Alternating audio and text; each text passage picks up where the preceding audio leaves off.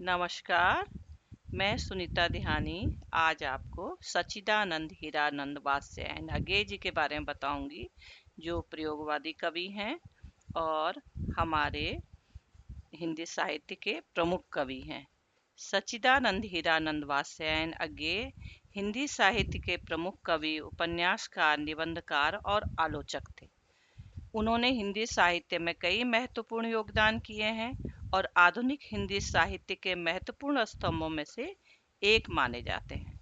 आधुनिक हिंदी जो अभी है, उसी के ये प्रमुख स्तंभ माने जाते हैं। जीवन परिचय। इनका जन्म 7 मार्च 1911 को कुशीनगर, उत्तर प्रदेश में हुआ है। मृत्यु 4 अप्रैल 1987 नई दिल्ली में हुई है। अज्ञेय जी का वास्तविक नाम सच्चिदानंद हीरानंद वात्स्यायन था। उनका जन्म उत्तर प्रदेश के कुशीनगर जिले में हुआ। इनके पिता पाली और प्राकृतिक के विद्वान थे और पुरातत्व विभाग में काम करते थे। इसलिए अज्ञेय उनके पिता का बहुत जगह ट्रांसफर होते थे, तो अज्ञेय जी को भी उनके साथ जाना पड़ता था और उन्हें भारतीय सभ्यता का बहुत ज्ञान हुआ। और उनकी प्रारंभिक शिक्षा घर पर ही हुई। उन्होंने बाद में इलाहाबाद विश्वविद्यालय से अंग्रेजी और विज्ञान में अध्ययन किया। अज्ञेय स्वतंत्रता संग्राम से भी जुड़े रहे और क्रांतिकारी गतिविधियों में सक्रिय भूमिका निभाई। इस कारण वे जेल भी गए स्वतंत्रता संग्राम के लिए। इनका साहित्यिक योगदान जो है, अज्ञेय जी को आधुनिक हिंदी कविता और साहित्य में एक नया मोड़ देने का श्रेय दिया जाता है। वे प्रयोगवाद और नई कविता आंदोलन के प्रमुख प्रवर्तक माने जाते हैं। इनका सबसे ज्यादा योगदान प्रयोगवाद और नई कविता आंदोलन में बहुत योगदान इन्होंने दिया है। उनकी रचनाएं व्यक्तिगत संवेदनाओं, अस्तित्ववादी विचारों और मानवीय संघर्षों को गहराई से अभिव्यक्त करती है। अज्ञेय जी जो है, मानवीय संवेदनाओं को गहराई से अभिव्यक्त करती हैं इनकी कविताएं। इनकी प्रमुख कृतियां हैं, कविता हैं भग्न दूत। इनकी प्रमुख जो कविताएं हैं, उसमें जो इनकी भग्न दूत है 1933 में इन्होंने लिखा है। ये अज्ञेय जी की शुरुआती कविताओं का संग्रह है। दूसरी है हरी घास पर क्षण भर। 1949 को इन्होंने इसको लिखा है, हरी घास पर क्षण भर। उनकी प्रसिद्ध कविताओं में से एक है हरी घास पर क्षण भर। फिर है आंगन के पार द्वार। 1973 में इन्होंने इसको 1973 आंगन के पार द्वार। 1961 लिखा है, लेकिन कई जगह 1973 भी ये कहा गया है। इत्यलम। इत्यलम जो है 1976 में है। इनका उपन्यास है शेखर एक जीवनी। 1941 से लेके 1944 तक इन्होंने ये लिखा है। यह हिंदी साहित्य का पहला मनोवैज्ञानिक उपन्यास माना जाता है। ये पहला मनोवैज्ञानिक उपन्यास माना जाता है और इनका ये उपन्यास उनके लेखन का महत्वपूर्ण हिस्सा है। यह भारतीय स्वतंत्रता संग्राम और आंतरिक संघर्षों पर आधारित है। ये आंतरिक संघर्षों पर, जो एक इंसान के जीवन में जो आंतरिक संघर्ष होता है, उसको उजागर करता है। इसी तरह इनकी है नदी के द्वीप। ये 1951-52 में इन्होंने लिखे हैं। इसका केंद्रीय विषय मानव जीवन के मनोवैज्ञानिक और दार्शनिक आयाम है। नदी के द्वीप। निबंध और आलोचना। इन्होंने निबंध और आलोचना लिखी है। अरे यायावर रहेगा याद, 1960 में लिखा है। ये इनका यात्रा वृत्तांत है। संपादन इन्होंने किया है, उन्होंने कई साहित्यिक पत्रिकाओं का संपादन किया, जिसमें साप्ताहिक, दिनमान और नया प्रतीक प्रमुख हैं। इसमें जो है इन्होंने संपादन किया है, साप्ताहिक, दिनमान और नया प्रतीक प्रमुख हैं। अज्ञेय जी की रचनाएं हिंदी साहित्य के क्षेत्र में एक नया दृष्टिकोण लेकर के आई। उनके काव्य और गद्य में जीवन के गहरे अनुभव और दर्शन की झलक मिलती है। अज्ञेय जी जो है, इनका उपनाम है अज्ञेय। उनके काव्य में गद्य जीवन के गहरे अनुभव और दर्शन की झलक मिलती है, जो उन्हें सबसे प्रमुख स्थान दिलाती है। सच्चिदानंद हीरानंद वात्स्यायन अज्ञेय को उनके साहित्यिक योगदान के लिए कई प्रतिष्ठित पुरस्कार और सम्मान प्राप्त हुए हैं। साथ ही उन्होंने सामाजिक और सांस्कृतिक गतिविधियों में भी महत्वपूर्ण भूमिका निभाई थी। आप जानते ही हैं कि इस वजह से उन्होंने स्वतंत्रता संग्राम में भी आंदोलन में भाग लिया और वो जेल भी गए हैं, क्योंकि वो बहुत जागरूक थे। पुरस्कार और सम्मान। साहित्य अकादमी पुरस्कार उनको 1964 में मिला है। उनकी कविता संग्रह आंगन के पार द्वार के लिए उन्हें यह प्रतिष्ठित सम्मान प्राप्त हुआ है, साहित्य अकादमी। दूसरा पुरस्कार है भारतीय ज्ञानपीठ पुरस्कार 1978 में। हिंदी साहित्य में उनके संपूर्ण योगदान के लिए उन्होंने बहुत ज़्यादा योगदान दिया है, तो उसके लिए सर्वोच्च साहित्यिक सम्मान उन्हें प्रदान किया गया। साहित्य अकादमी फेलोशिप, यह सम्मान हिंदी साहित्य में उच्चतम स्तर का है और अज्ञेय को उनके साहित्यिक योगदान के लिए यह फेलोशिप प्रदान की गई है। साहित्य अकादमी फेलोशिप का मतलब है यह अकादमी के सर्वोच्च स्तर के सदस्य माने गए हैं, इनको सबसे श्रेष्ठ माना गया है। देखिए, अब टीजीटी पीजीटी के भी वैकेंसी आ रही हैं, तो उसके लिए अज्ञेय जी को आप जरूर पढ़ लीजिएगा, क्योंकि ये बहुत महत्वपूर्ण है।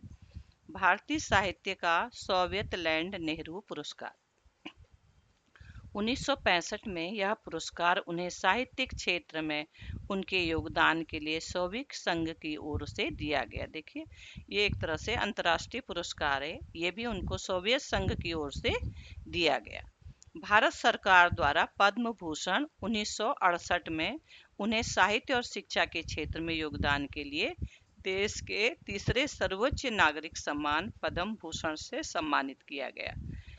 इन्होंने देश के लिए बहुत योगदान किए। प्रयोगवाद, हिंदी कविता, देश, उनके लिए कोई भी क्षेत्र अछूता नहीं था। राज्यसभा सदस्यता। सच्चिदानंद हीरानंद वात्स्यायन अज्ञेय न केवल साहित्य में सक्रिय थे, बल्कि उन्होंने राजनीति और सार्वजनिक जीवन में भी महत्वपूर्ण भूमिका निभाई। उन्होंने 1978 में राष्ट्रपति द्वारा मनोनीत राज्यसभा सदस्य बनाया गया उनको, अज्ञेय जी को। उन्होंने राज्यसभा में सांस्कृतिक और साहित्यिक मुद्दों पर अपनी राय दी और देश की सांस्कृतिक विरासत को मजबूत करने में योगदान दिया। वो राज्यसभा सदस्य भी रहे और उन्होंने अपने देश की जो है सांस्कृतिक और साहित्यिक मुद्दों पर अपनी राय दी और इस विरासत को मजबूती से प्रस्तुत किया। अज्ञेय का साहित्यिक और सार्वजनिक जीवन दोनों ही बेहद प्रभावशाली रहे और उन्होंने हिंदी साहित्य को एक नई दिशा दी है। तार सप्तक हिंदी साहित्य में एक महत्वपूर्ण कविता संग्रह है, जिसे हिंदी के आधुनिक कविता आंदोलन की नींव रखने वाली कृतियों में गिना जाता है। तार सप्तक, यह संग्रह 1951 में प्रकाशित हुआ है और इसमें 7 कवियों की कविताएं शामिल हैं, जो हिंदी के प्रयोगवाद और नई कविता के आंदोलन से जो कवि जुड़े थे, 7 कवि, उन्हीं के नाम पे तार सप्तक बनाया गया। तार सप्तक का महत्व। तार सप्तक का प्रकाशन हिंदी कविता के इतिहास में एक क्रांतिकारी कदम था। यह संग्रह आधुनिक हिंदी कविता में, आप इस चीज पे विचार करोगे कि आधुनिक हिंदी कविता में नए प्रयोगवाद का प्रतीक बना, जहाँ परंपरागत छंद और विषयों से हटके, देखो आपने जो पहले की देखी है आदिकाल, वीरकाल, भक्तिकाल, रीतिकाल, इसमें जो है छंद और विषयों का बहुत महत्व था। तो इन्होंने छंद और विषयों से हट करके व्यक्तिगत संवेदनाओं, जीवन के यथार्थ जो सामने होता है, यथार्थ और मनोवैज्ञानिक अनुभवों पर जोर दिया है। इंसान के मन में जो मनोवृत्तियां हो रही हैं उस पे इन्होंने जोर दिया है। इस संग्रह ने प्रयोगवाद और नई कविता आंदोलन की आधारशिला रखी, जो बाद में हिंदी साहित्य का महत्वपूर्ण हिस्सा बना है। तार सप्तक। तार सप्तक के प्रमुख कवि हैं। तार सप्तक में 7 प्रमुख कवियों की, देखो प्रश्न भी आता है कि तार सप्तक के 7 कवियों के नाम लिखो। तार सप्तक में 7 प्रमुख कविताओं की कविताएं सम्मिलित थी, जो इस नई शैली के प्रवर्तक माने जाते हैं। ये कवि हैं।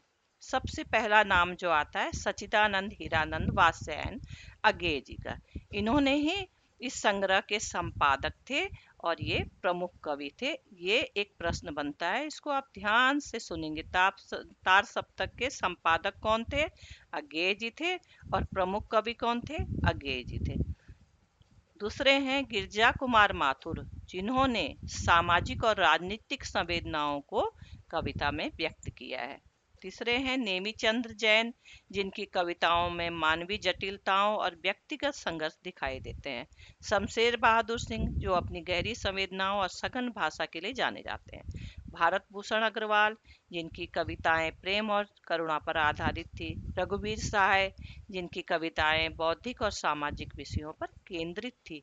कुंवर नारायण सातवें जो हैं कवि, कुंवर नारायण जिनकी कविताएं अस्तित्ववादी और दार्शनिक चिंतन से भरी होती थी।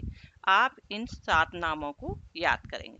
तार सप्तक का प्रभाव। तार सप्तक ने हिंदी कविता में आधुनिकता की शुरुआत की और एक नए प्रकार की काव्य शैली को जन्म दिया। जो अभी तक नए नए जो कवि हो रहे हैं वो इस शैली को अपना रहे हैं, जिसे प्रयोगवाद कहा गया, जिसमें कविता के विषयों और भाषा में क्रांतिकारी बदलाव लाए गए। प्रयोगवाद नाम से ही आप समझ जाओगे, प्रयोग, प्रयोगवाद, तो बदलाव लाए गए। परंपरागत छंद और शैली से हटकर यह संग्रह नई अभिव्यक्ति की खोज करता है। प्रयोगवाद, जहां कवि अपनी भावनाओं, अनुभवों और जीवन के सवालों को अलग अलग रूपों में प्रस्तुत करते हैं, तार सप्तक के माध्यम से, अपनी कविताओं के माध्यम से।